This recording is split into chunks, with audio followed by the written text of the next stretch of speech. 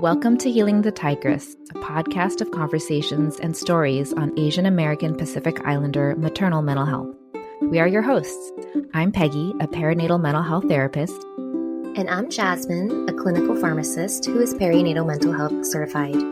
Both of us are Taiwanese American mothers who have lived experiences of postpartum depression and anxiety. It felt like we didn't see anyone who looked like us also struggling with their mental health in new motherhood. But we would go on to learn that it wasn't just us and that there was so much more to perinatal mental health. So we created this podcast because we know that sharing these stories can begin to break the stigma of mental health in our community, and we want to help heal the inner tigress in all AAPI parents. Let's get started.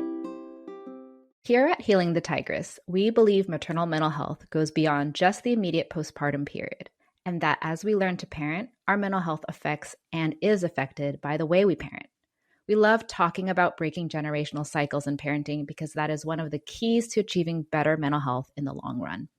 So today we are excited to talk with two clinical psychologist co-founders of Modern Asian Parent, Dr. Laura Berssenbrugge and Dr. Michelle Chung. Hi, everyone. Welcome.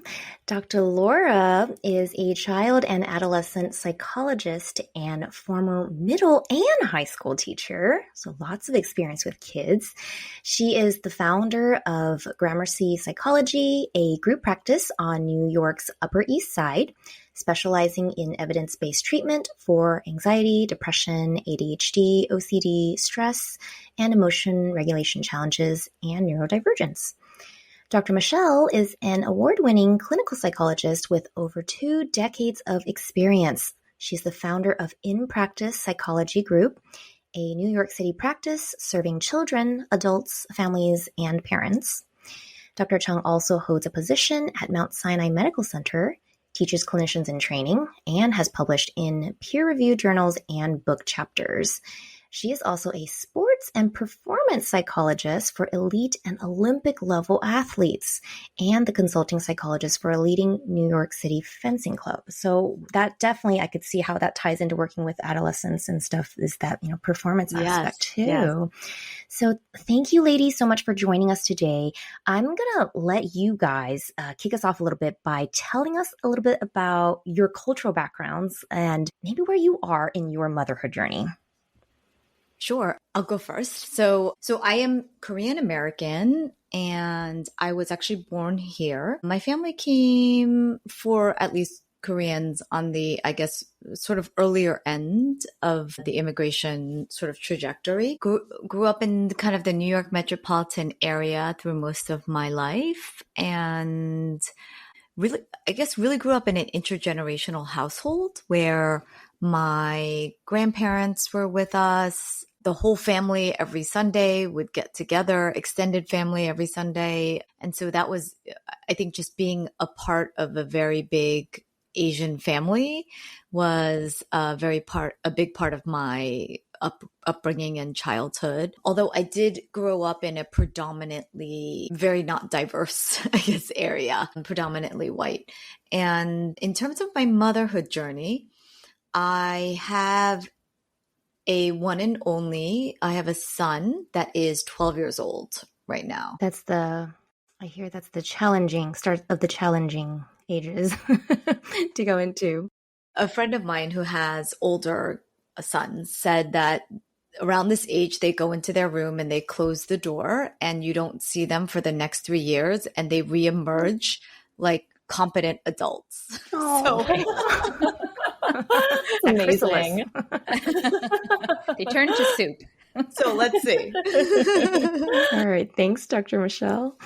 Yeah, and I can introduce myself to you. I'm Dr. Laura, and I actually grew up in Hawaii and feel really blessed and fortunate to have grown up there. A lot of my family was born and raised there as well. I'm part Asian as well as part white. And a lot of the friends that I grew up with were also either, 100% Asian or part Asian. So they were also biracial.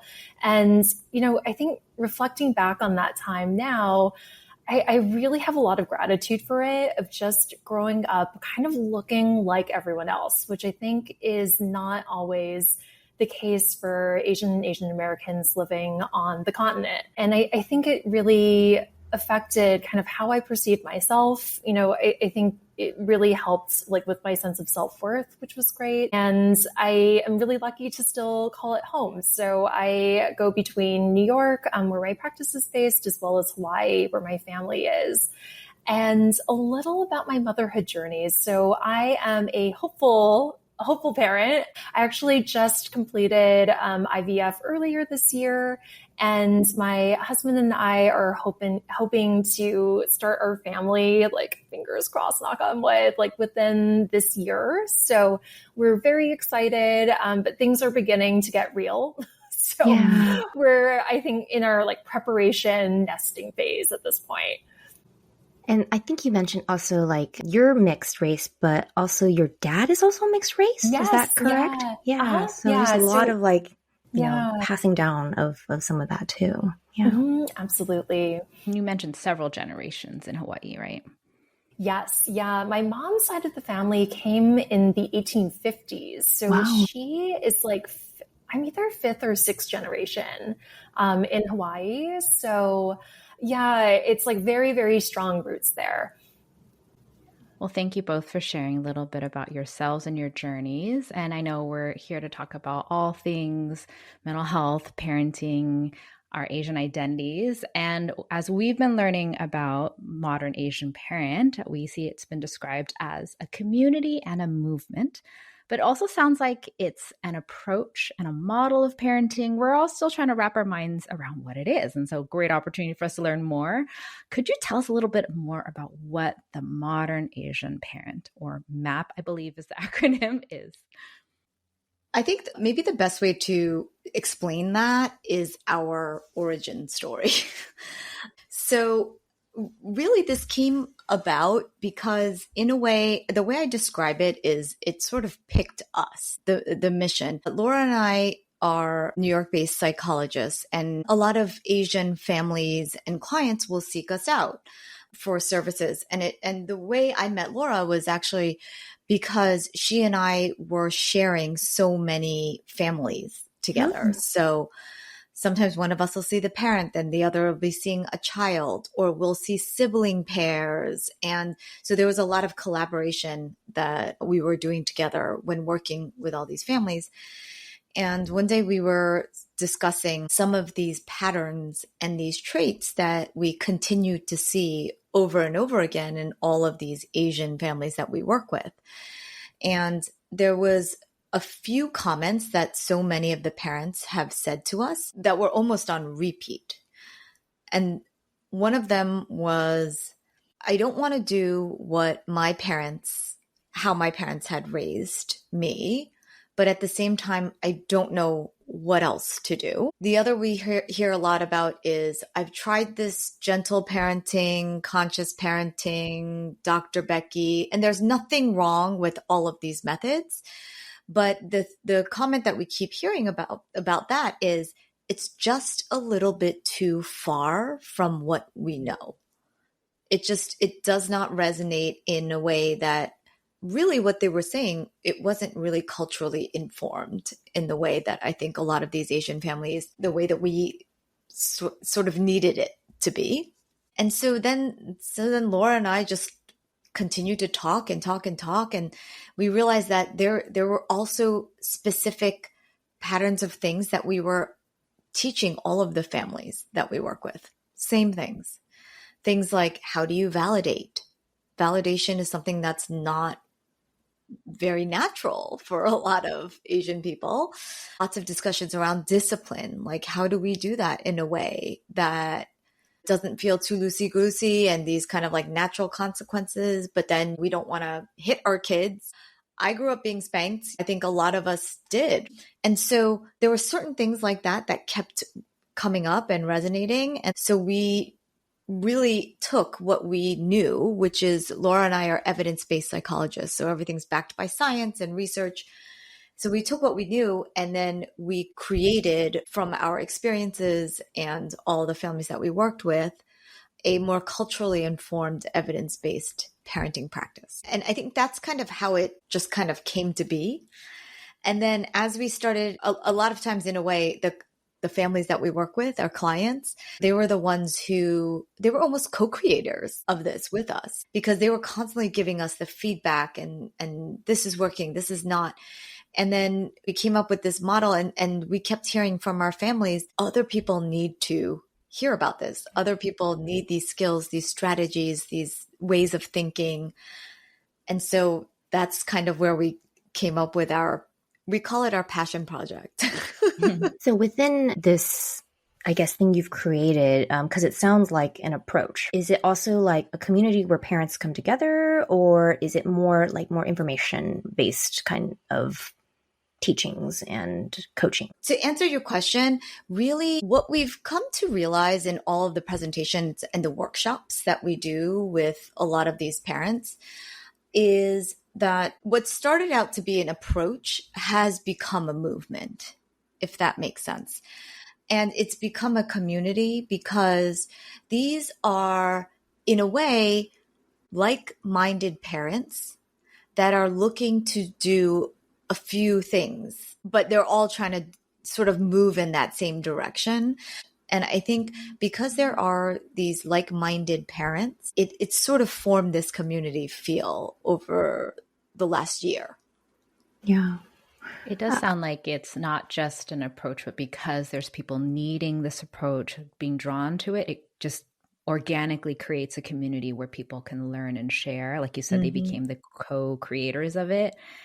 And I just absolutely love that it sounds like it's not just for the parents, but I imagine other like clinicians like myself could be like, hey, how do I learn about this for my own clients, or even just a resource that is available for folks that are helping other parents as well, or even just guiding them to the resources available.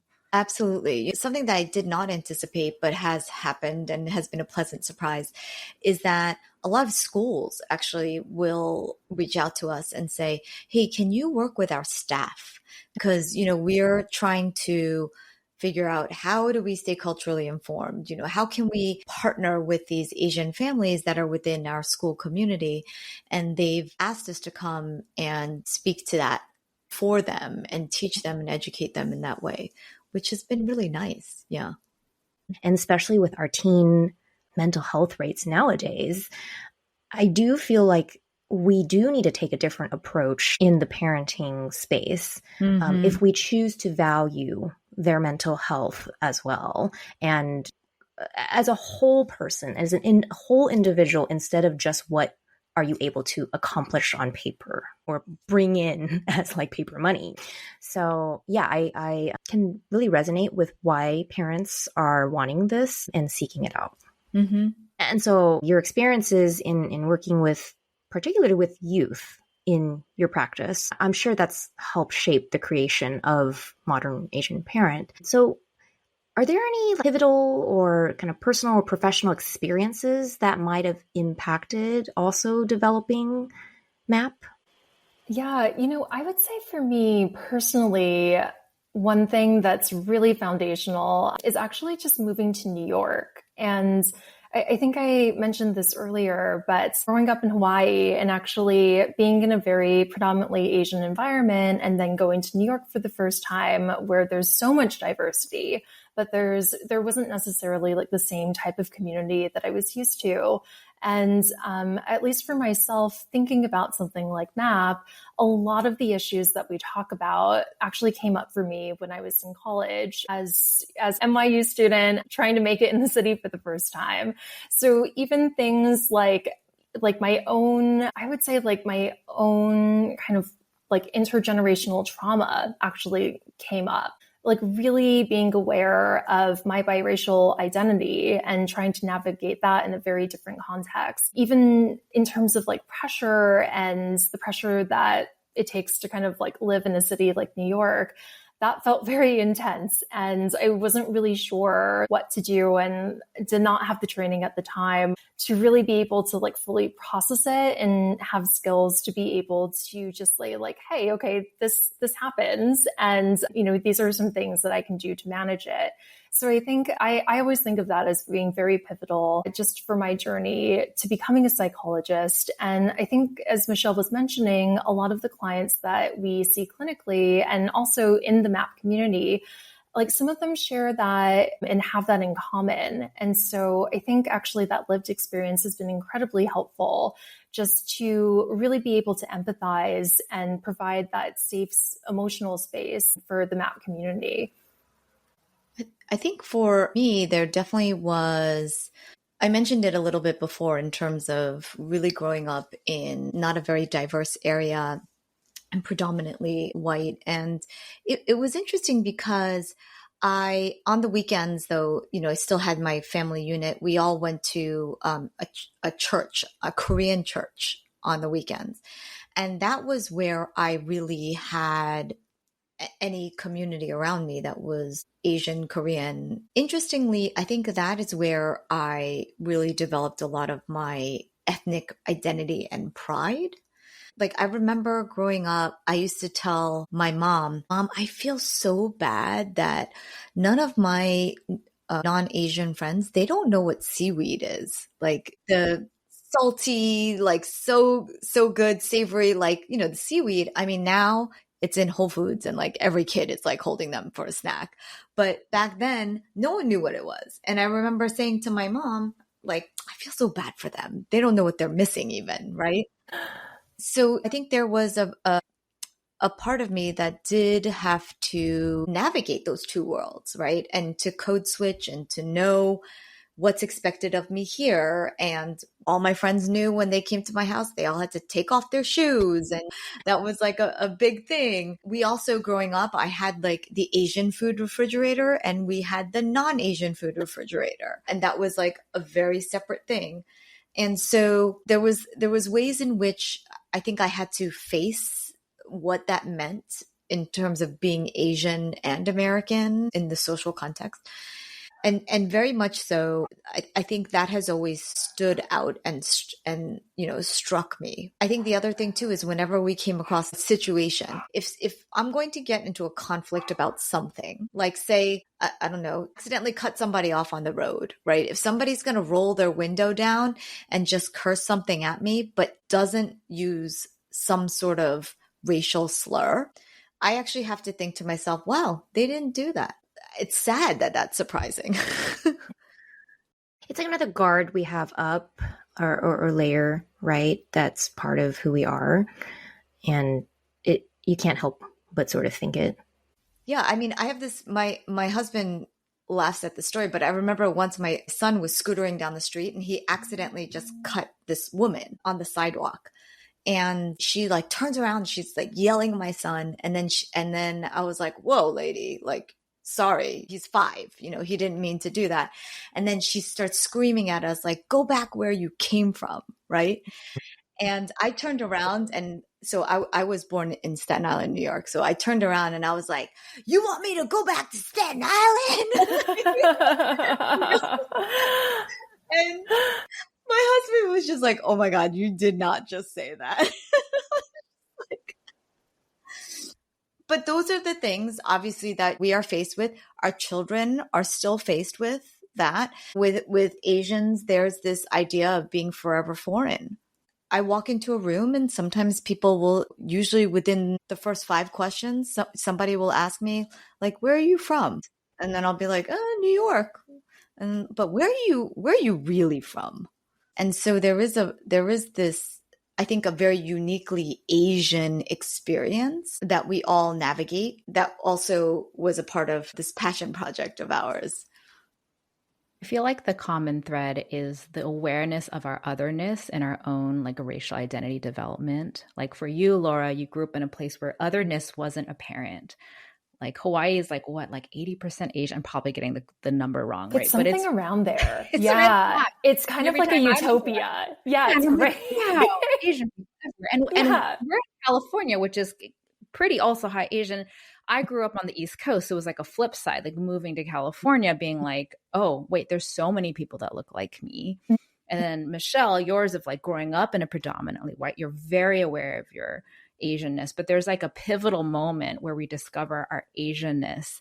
And also I think it makes us realize, kind of back to modern Asian parent, that no matter what, that we are different and that we can't try to be like everyone else, whether it's in our parenting, whether it's even in our mental health. Like even the concept of decolonizing mental health, how much of these types of mental health things are designed in the context of like Western white male? And is this applicable for folks with ancestral trauma and all these types of things? And so I love that for both of you, it was like this, not coming of age, but like coming of identity moment for both of you to be like, we need to create something for others that also feel like, hey, we don't exist in a vacuum. Mm-hmm.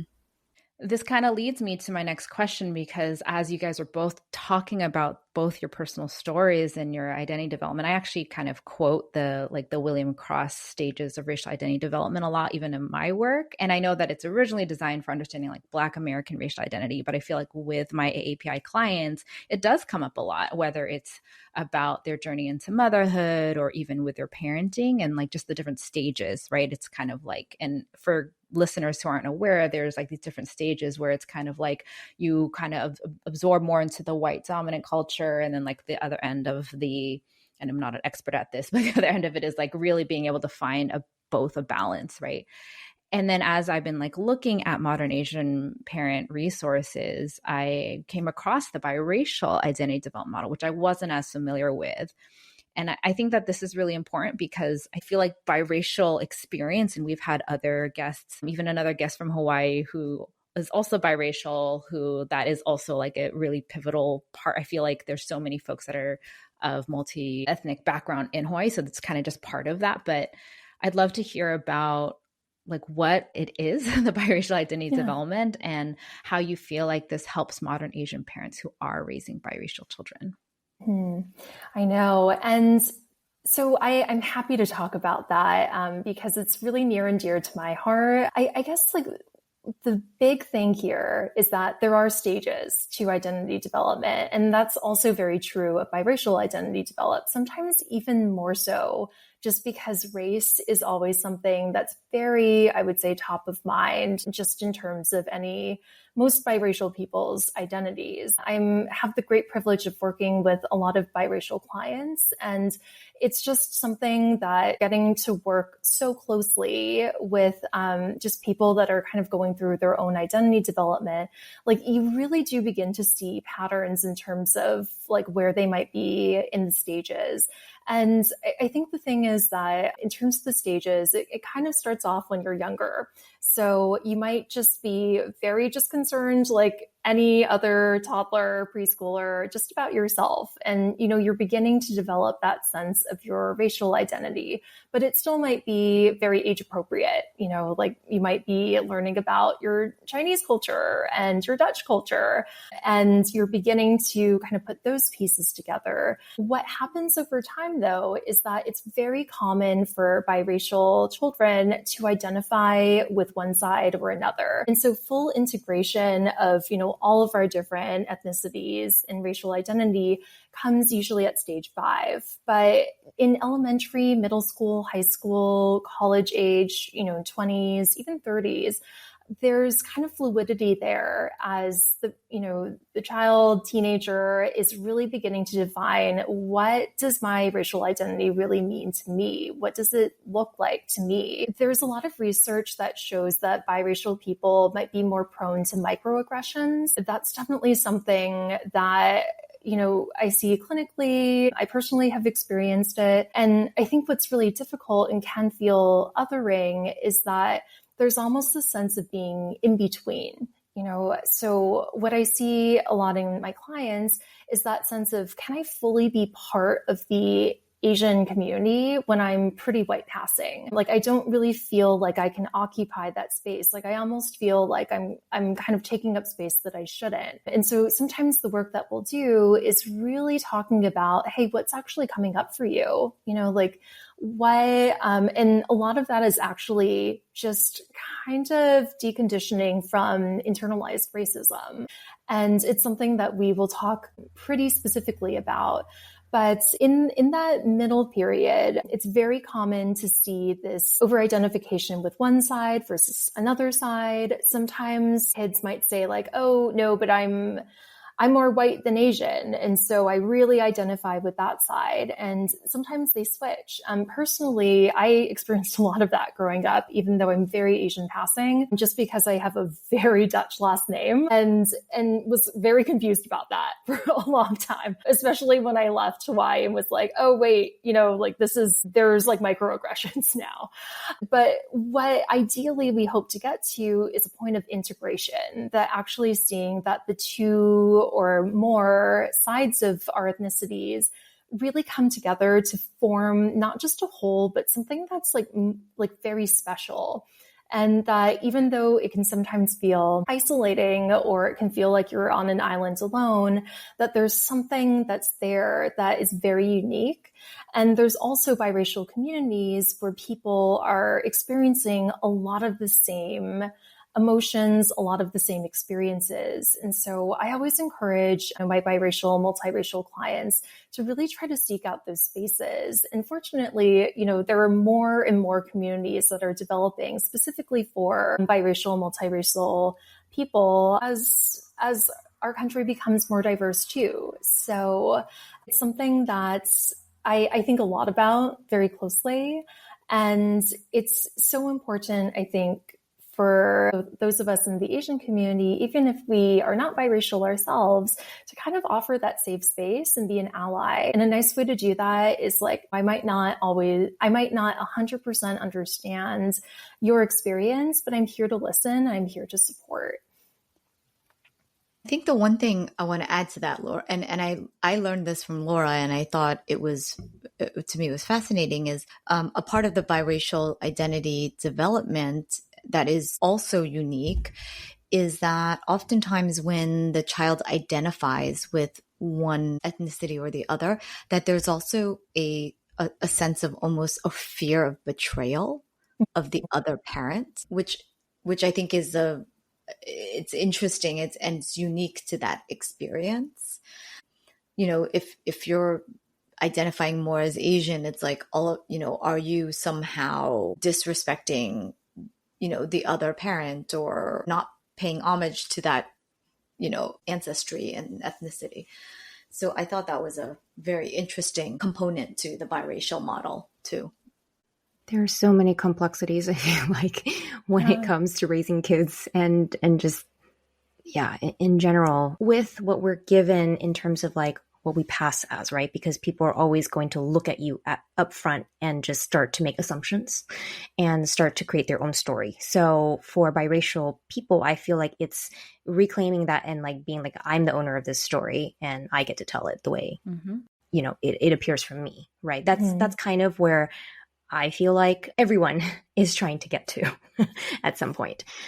So yeah, thank you for sharing that, because that's also, obviously I'm not biracial, so I don't have this experience, but I also really enjoy learning. And so I think it's great to hear more about it. I'm going to pivot just a little bit. And, I think we've kind of talked a little bit about this maybe, but I feel like the modern day Asian parent is definitely seeking that way to parent that doesn't perpetuate the same generational trauma cycles that our parents might have carried, particularly if your parents are immigrants. But I think that, you guys exist because there's this sense that parenting Asian children and being an Asian parent just requires sort of a different approach. So are there any like uniquely different challenges or gifts that come with parenting an Asian child? I think the thing that stands out for me always when I'm asked anything like this question is the model minority stereotype, which is very uniquely ours, right? So it's kind of like a running joke, but not only half joke. Usually when I work with an Asian client, one of the first things that I will reveal is that I am an Asian that wasn't that good at math. And I didn't need it. I needed statistics. But other than that, like I did fine in life. And that's also why I love all of these wonderful industries that Asians are going into now, right? I mean, I mean, I would love to see the statistic, but even if you look at Hollywood actors and actresses, I bet you there's no other ethnicity that has more medical doctors that are turned actors or actresses. Ken Jeong. Right? True. There's multiples or some retired lawyer that went into acting. I mean, there's a way in which we're breaking out of that stereotype in so many ways. I mean, granted that these are still people who have succeeded in whatever it is that they are trying to master and do. But I think that is something that we as parents can easily pass on to our children. But then also there's this pressure of the societal norms and customs and their societal expectations of your Asian child and how they're supposed to be or not supposed to be. And so I think that is something that is a unique challenge. Yeah. And to piggyback off of that, I always think about, there's a lot of very like hot topic psychology terms right now, like people pleasing, setting boundaries, taking care of our needs, making sure that we're not accommodating someone else's needs too much. And I have to say personally, I identify as a people pleaser. I sometimes put other people's needs above my own and was like, where did I get this from? And it was like, well, actually, it has to do a lot with at least my own cultural upbringing. And was like, actually, some of this is also just kind of like Asian cultural values. But now I think there's a bit of a gap that it's like, people pleasing is bad. And it's these behaviors that are sometimes actually quite adaptive. I think particularly for first gen, second gen, third gen families, that's really within this more Western society. And now it's like, okay, but now you're people pleasing. So let's help you to work through it. So I think it's just something to keep in mind of like, as I think what we inherit is a set of amazing cultural values and family values that we actually talk a lot about in MAP, but we're also having to meld that and assimilate that into a larger, predominantly Western culture. And that sometimes actually grounding ourselves firmly in what our own family or cultural values is can actually be really, really helpful to be like, okay, like maybe I'm not actually people pleasing. Maybe I'm just like leading with my family's values of respect and kindness. And actually taking that step back and kind of seeing it more holistically. And I would say that it's always important to, I think for any person, but particularly for those of us in the Asian community, to think about what previous generations have passed on to us. And I'll say for myself, I'm at an age where my parents are aging. Somewhere that little filial piety part of my brain has like kicked up 10,000% and it's like must protect the parents and like must make sure that they're okay. And it's just, it kind of came up like it was always there, but it really is there now. And actually seeing that as being a huge strength. And I think that there's a lot of gifts that culturally have been passed on through generations. And it's kind of wonderful that it's there, but it's also figuring out, I think the reason why we created MAP was like, what can we do with kind of the good stuff? We want to perpetuate that. And then the patterns that we don't want to replicate, like tiger parenting, what do we do with that? How do we change? Or like being overly critical or shame, right? This afternoon, we had a MAP community kind of event.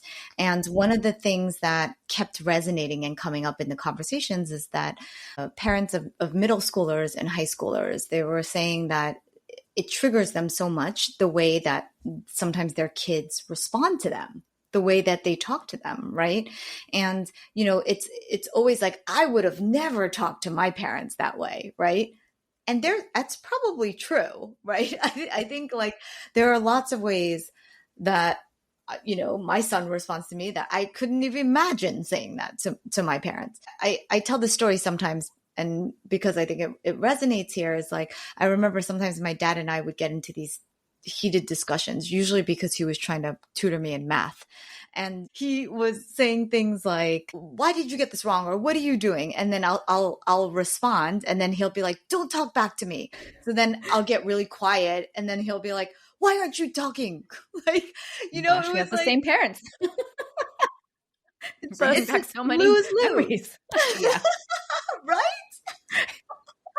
And so but it's funny because there definitely are moments where my husband and I, there are moments where my son will respond to us in a way that will make us kind of cringe, be like, like, I don't know if that feels good. Like, is that okay? And one thing that my husband and I talk a lot about is, you know, we need to teach him to be assertive. Like if he really feels strongly about something, I want him to be able to speak up and to speak his mind and to say what he needs to say. But you know what? There's an art form to that, right? There's a way that you could do that in a graceful, respectful manner. And then there's a way that could be just really brash and rude, right? And I think that's it's a small example, but a good example of how we can sort of weave those two cultural values, right? That being independent, autonomous, assertive, with still being able to be respectful and speaking to your elders in a certain way, right? I love this talk of values because I'm seeing more and more content that is like really affirming what we're describing is like the collectivist kind of culture that so many AAPI communities are part of, and that we've for so long kind of pathologized it or whatever in our Western context, a very individualistic culture. And yet, like you mentioned, Laura, that people pleasing, what if it's actually, no, I'm looking out for my community, or I'm looking out for the collective, or even kind of the example with your son, Michelle, too. It's like, how do we teach them these skills, but in a way, like you said, that still aligns with our family values? Like I've had people tell me too, like, I wish I could be like the white Karen that's just like yelling at the manager, but that doesn't look good coming from me for whatever reason. I think it goes back to the cultural costume we put on, that we're always perpetual foreigners. You're just going to be the angry woman of color and not like someone who, I mean, being the angry Karen isn't any better either, but it's also like, how do we tactfully find ways to advocate for ourselves without becoming the quote unquote dragon lady, right? Like there's like these steps you have to take of balancing both of those values. I don't know if we want to add more about how one even begins to define their family values, or if you want to add more to just kind of how you help people figure that out. Because that's definitely something I try to do a lot in my work with my clients. I give them the acceptance commitment therapy list of values, and I have them go through it. Peggy, we do the same. This is our jam. Yes. This is our jam. We love talking about family values, and we actually do exactly that. But I think one thing that we really love coaching families on is like making it creative and uniquely their own family activity. So even for preschoolers, you can make it really, really fun. Like you might need to kind of boil down some of the values, to maybe like top 20, but they can still be they can still engage in activity like that. So yes, we love that sheet that has all of the values. And what we usually suggest is, really thinking about it together as a family, and then breaking it down into top 10 values and top 5 values. And I think for younger children, it's really fun to think of it as like the family crest. So you can actually divide it into 5 sections and all paint together or draw together, like, what does kindness look like for our family? Like, how do we demonstrate curiosity? And for older children and teens, you can always ask the questions of like, how do we define that values? So like, what does perseverance mean to our family? How are we together already demonstrating that? And what are some ways that we might want to demonstrate that more? And I think it can be, as you said, like a beautiful anchor point for families, because it's almost like, as kids go out and navigate the world, it's just really nice to have that grounding space that feels very aligned with how they're developing, that's at home. And it's a great way to facilitate that. I think, in a lot of ways, it's almost like the compass that you use. And as long as you're aligned with your values, like you'll be in a good place. And I don't know if you've tried this. Have you used these things called compass cards? I love them. It's a great way to help a person. They're literally a deck of cards. I don't know. There must be like 50 some odd of them. And you ask them to sort it. What's important, what's not important. Then you go through the important list and then you look at which of these are shoulds.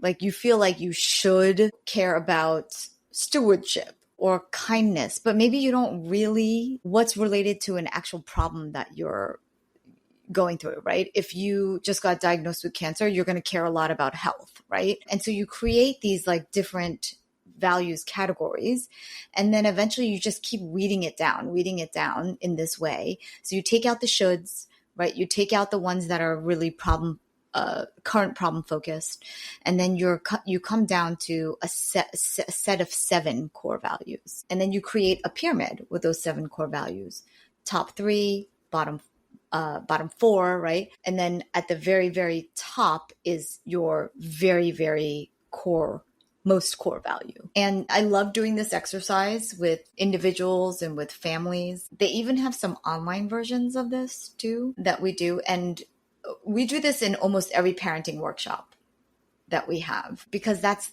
sort of where it starts. That's where it begins. I really love that, where you guys like mentioned that this is sort of like the compass that drives the family, that drives what you're going towards, and also defining it. Like, what does actually compassion mean? What does empathy mean, right?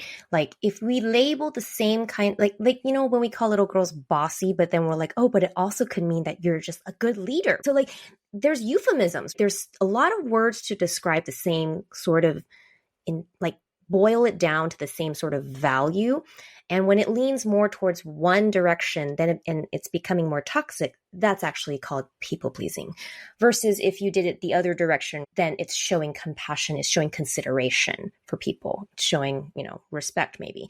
But I think that once you have that sort of down, it can really further drive a lot of the rest of your parenting journey, because when it comes down to more kind of critical talks or things like nowadays, we're all so worried about when are our kids going to get phones? When are our kids going to get social media? And when you're having this discussion of when do we allow these things, you go back to these values and say, what are we concerned about in this family? And how do we come to an arrangement that still aligns with these values? And I think that's so important, and is like kind of like the base of everything that we're sort of talking about here. If we're talking about even just like mental health, we come back to these values and say, am I going in the direction of these values? And so I'm going to just sort of tie it back to like mental health, because our podcast is focused on maternal, paternal mental health. And we're always trying to see how can we better our mental health? How can we encourage our AAPI community to give their mental health its due attention on a regular basis? I'd love to hear how you would say your own perinatal mental health journey, or even your own upbringing, has that affected how you parent or want to parent? So for me, I have a one and only, which I'm so grateful for, but not by choice. I think that's the best way to put it. So, I grew up with a sibling, still get along fantastically with my sibling. My husband has 3 siblings. They all get along fantastically. So we always pictured a much bigger family. But my journey was, very, very different. And so I had a lot of trouble with fertility. And I went through, rounds and rounds of IVF and IUIs and egg freezings, embryo freeze. I mean, you name it. I've gone through it all. Everything from like weekly acupuncture to herbal medicine. And to be honest, I just got really lucky / blessed. I remember my mom used to always say, Michelle, it only takes one. It only takes one. I got one. I will say there's a way in which that I think does shape my sort of mental health in a lot of ways, and also how I even parent.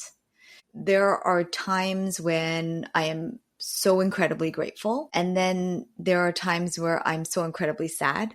And Sometimes it's sad for me. Sometimes it's sad, but mostly probably sad for my son because I did have such a lovely experience with my sibling and that he may never have that. I'm reminded by so many of my friends that just because you have a sibling doesn't mean you like each other, which is, I know that's true too, right? But there's an experience there.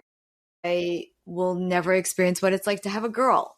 I have a boy, and I love being a boy mom, but I would have loved to have had an opportunity to also, be a girl mom. So there are definitely things like that I think are almost like negative thoughts that I sometimes have to really battle. And I did always believe that eventually it would happen.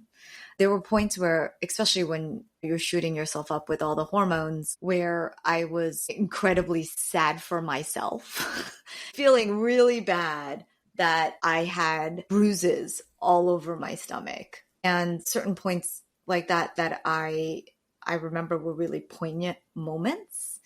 And just thinking and feeling, why me? Like, why does this happen? Seems so easily for everyone else, and it's not happening. And to this day, I jokingly tell my friends that they might have to take me in as I get older because he's going to get married and leave me because he's supposed to. That's what's supposed to happen. And so I think there are moments where I do have to watch some of those, kind of thoughts because, as everything in life, there's so many things that I can be grateful for and that are positive and going well.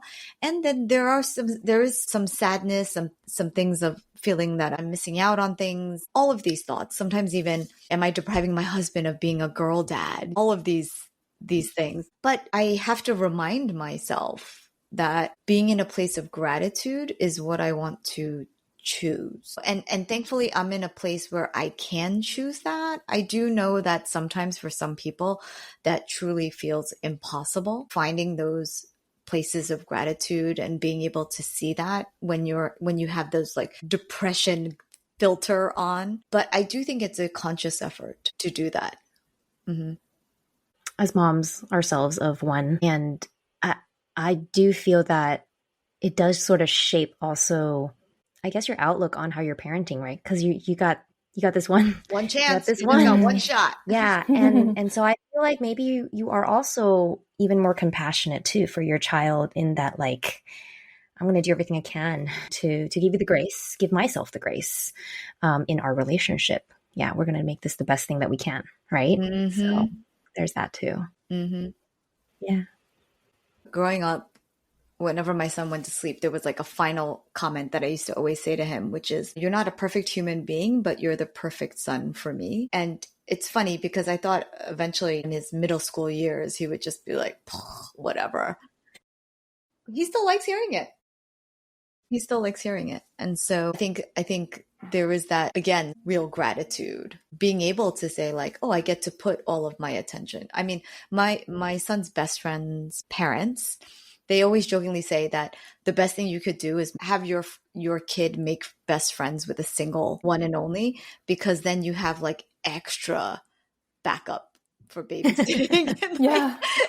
Somebody needs to drive somewhere. It's usually me because I only have, him to have to manage. So that's true. They love being friends with us. Mm-hmm. Mm-hmm. Well, I feel really grateful actually that, Michelle and I spent a lot of time with each other. And I think we've actually talked and provided support to each other, like around this question. And I'm very grateful to Michelle actually for supporting me during like my IVF journey, and just even saying like, hey, this is what to expect next. And like, you might feel this or that. So that has been incredibly, incredibly, incredibly helpful. So I actually grew up as an only child, and I would say that definitely impacts, I think, the way that I want to parent. There's a reason why that filial piety part of my brain is kicking in now, because I think like my parents and I I was very lucky, are a pretty solid unit. Like we obviously have fights and disagreements over time, but I was lucky to grow up in an Asian household that said like, I love you quite a bit. Sometimes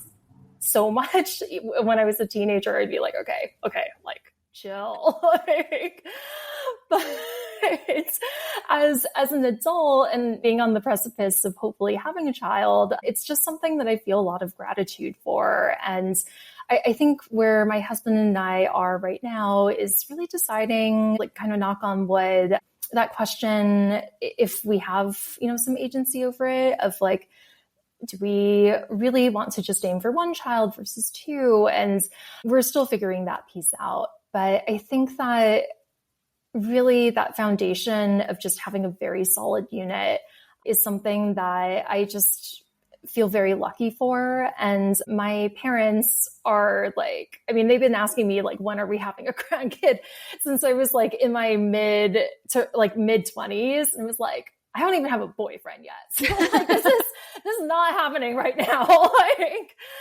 So I think like they're planning to be a part of that child rearing. And it really brings me back full circle, because I was very lucky that, both sets of my living grandparents were very involved in my upbringing. So I think that's something that's just like kind of getting away from it, but then reconnecting with that part of like really being family oriented has been really a wonderful part of the journey. And I would say, in terms of IVF, it's really, I think, shaped me professionally as well. I've learned so much just about how the changes in hormones really can affect how we feel. Experienced a lot of that myself, of like, I'm feeling depressed, but I don't know why, and nothing has changed. It's like, oh, it's this really, really intense birth control, or like the medication that you're putting into your body, and being more and more aware of that piece. I think I've been really called to actually work more with women who might be experiencing fertility issues, and I'm hoping to actually get certified in perinatal mental health, which is a course that you can take. So I feel grateful for the experience that I had and the support that I had during that journey. And I'm just hoping to kind of pay it forward and just have a space for other women who might be experiencing some of that emotionally. I think our experiences always sort of start to shape where we go next. And that's kind of how Peggy and I ended up here as well. Our own, mental health journeys, and led us also here to wanting to help other moms through or parents, just all AAPI community through this part. So thank you very much, guys, for just kind of opening up about some of these more personal stories, and how it has shaped you, how it has fed into your passion project, kind of like this is our passion project. I love hearing these stories. Usually we end our episodes with just having our guests reflect back, present day you, looking back and seeing, maybe one of your hardest moments or hardest times in your past, and what would current day you go back to say to the old version of you in the hardest times, in the spirit of healing your tigress? I think for me, I definitely call myself a recovering perfectionist. I think a lot in hard times, sometimes not even in hard times, everything felt like it just would mean so much. It just felt like everything was do or die. And I think there was definitely a part of me that I wish my younger self would have been able to take that perspective and just be, to be able to tell my younger self, everything's going to work itself out. Like everything's going to be, generally speaking, it might not be the way you want it to be or your ideal way, but, for the most part, things fall where they should and they work. You can get through it. Let's put it that way. And I think the other thing, especially as I'm getting into kind of like middle age, truly youth is wasted on the young. I wish I had that perspective when I was younger, so that I could have, I don't know, maybe this is a part of like, I definitely know Laura and I talk about this all the time. We wasted our best years in school. So many years.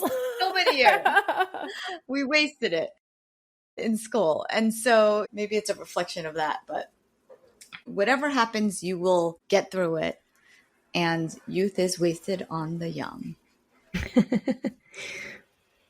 Yeah, I was reflecting on what was the hardest time. And I think it actually has always been my transition to college. For lack of better words, I think I just had a ton of culture shock. Like, it was like, it is cold. People talk and move fast. Like, well, and you went to New York, which is like, I think it's the polar opposite of Hawaii. I know. but like New York. Yeah, I know. And I just remember in senior year being like, I'm going to be different from all the other like Hawaii kids. I'm going to go to the East Coast, not Washington or California. And then getting there and being like, oh my gosh, like, I should have gone back. But I think like one thing I would definitely have said, because I think, at the time, like in retrospect, I didn't really know which resources to turn to. And my parents, like, bless them, were back in Hawaii and like couldn't really provide even that much, they weren't even the same time zone. They were so far away. So just reminding myself that like, it's okay to turn for support. Like, that doesn't mean that you're weak. That doesn't mean that you can't handle it. It's actually a way that you're demonstrating a lot of strength and self-awareness. And I feel really grateful that actually therapy, psychology has grown so much since that time, that there's so much more access and people are really utilizing those spaces. So I think I would have told myself like, hey, maybe go get a therapist. It will do a world of wonders. And I would also just tell my younger self that it does work out. And even if something feels hard, it actually ends up passing. You just need to really ride that wave and eventually it crests and then you get to the other side. We are strong proponents of therapy here, so we love hearing that. Oh. Thank you both for the time you spent today with us, for sharing about yourselves, about your work, about Modern Asian Parent. Where can our listeners find more about Modern Asian Parent, as well as both of you individually?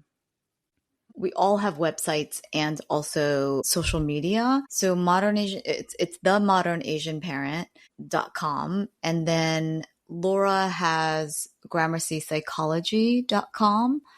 And I have inpracticepsychology.com. And then the handles on Instagram are, I believe, the same, right? Mm-hmm. Oh, actually, Laura, yours and mine are different, actually. Yeah. Mine is at Dr. Laura B Therapy, and Michelle's is at Dr.Michelle Chung. Perfect. We will definitely link those. If this resonates with you, our listeners, please head over to the show notes to check it out. And again, thank you so much, ladies, for your time. We really enjoyed our discussion with you. Thank you for so having much. us today. Yeah. We want to thank you deeply for tuning into this episode of Healing the Tigress. The more we share these stories, the more we can help our AAPI mothers and partners. If you enjoyed this episode and our mission, you can help us out in the following ways. Follow our show wherever you get your podcasts. Leave us a rating and or a review, and share our podcast with a friend. We also encourage you to follow us on Instagram at Healing the Tigress, where we hope to build a community of healing tigresses and give you updates on what's coming. And if you want more bonus episodes, please check out our show notes for how to subscribe to our exclusive content. Or you can also head over to our Buzzsprout page at healingthetigress.buzzsprout.com. We are not for profit. We are here to help our community, but any support you give us is so deeply appreciated. Above all, thank you from the bottom of our hearts for being here. Healing the Tigress is produced and edited by Peggy and Jasmine. Music for this show is remixed by Dr. Tony Huynh of Tony Mixes. Our intro music is a cover of You and Me by Z Avi, played by our co-host, Peggy. Our outro music is a cover of Green Island Serenade, played by Jasmine's sister. Cover art design is by Dr. Angela Chung.